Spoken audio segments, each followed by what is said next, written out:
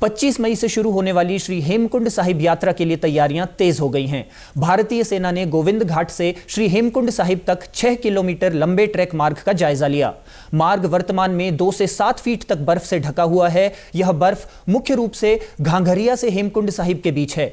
सेना की 25 सदस्यीय पहली टुकड़ी गोविंद घाट पहुंचकर घांघरिया में बर्फ हटाने का कार्य शुरू करेगी। अटलकोटी ग्लेशियर की स्थिति विशेष चिंता का विषय है, जहां 30 फीट तक बर्फ जमा है, जबकि छोटे अटलकोटी ग्लेशियर में 10 फीट बर्फ है। यात्रा मार्ग पर सुविधाएं सुनिश्चित करने के लिए श्री हेमकुंड साहिब ट्रस्ट के सेवादार और रसोइये भी सेना के साथ शामिल हैं। हाल ही में गोविंद घाट पुल के गिरने की घटना ने यात्रा को लेकर श्रद्धालुओं में चिंता पैदा कर दी थी। इस पर मुख्यमंत्री पुष्कर सिंह धामी ने श्री हेमकुंड साहिब ट्रस्ट के अध्यक्ष नरेंद्रजीत सिंह बिंद्रा को फोन कर 30 टन क्षमता वाले वैकल्पिक पुल के निर्माण का आश्वासन दिया। ट्रस्ट के अध्यक्ष ने बताया कि यह पुल तीव्र गति से निर्माणाधीन है और अप्रैल के अंत तक पूरा होने की संभावना है। श्री हेमकुंड साहिब ट्रस्ट और स्थानीय प्रशासन यात्रा की तैयारियों को अंतिम रूप देने में जुटे हुए हैं। ट्रस्ट ने श्रद्धालुओं से अपील की है कि वे यात्रा के दौरान सहयोग करें और पर्यावरण संरक्षण के प्रति जागरूकता बनाए रखें। मसूरी विधानसभा क्षेत्र में पेयजल निगम द्वारा किए जा रहे विकास कार्यों की समीक्षा बैठक में कैबिनेट मंत्री गणेश जोशी ने अधिकारियों को निर्देशित किया कि वे दीर्घकालिक योजनाएं बनाएं ताकि लाभार्थियों को लंबे समय तक उनका लाभ मिल सके। कैंप कार्यालय में आयोजित बैठक में के दौरान मंत्री जोशी ने मसूरी विधानसभा क्षेत्र के अंतर्गत गंगोल, पंडितवाड़ी, गजियावला, विलासपुर, कांडली, सिगली, बिष्ट गांव समेत विभिन्न क्षेत्रों में चल रहे पेयजल कार्यों की प्रगति की समीक्षा की है। मंत्री ने अधिकारियों को जल स्रोतों के संरक्षण और संवर्धन की दिशा में गंभीर प्रयास करने की बात कही।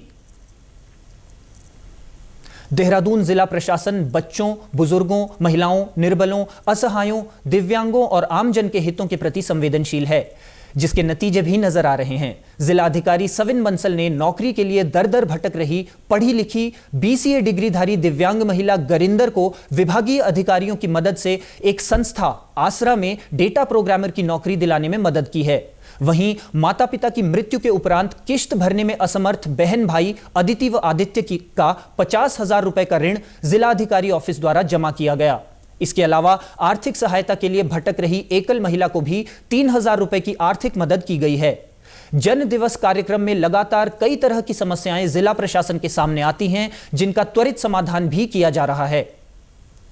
हमारे जितने पब्लिक इंटरेक्शन होते हैं, तो पब्लिक इंटरेक्शंस में हमारे जन सुनवाई में या हमारे फील्ड विजिट्स में ऐसे बहुत सारे प्रकरण प्रकाश में आते हैं कि इकोनॉमिक हार्डशिप्स हो गई हैं या फैमिली ट्रेजेडीज़ हो गई हैं, और कोई ऐसा एक बाइंडिंग कंस्ट्रेंट है फैमिली के ऊपर या इंडिविजुअल्स के ऊपर कि जिससे उनको बाहर निकालना बहुत आवश्यक है।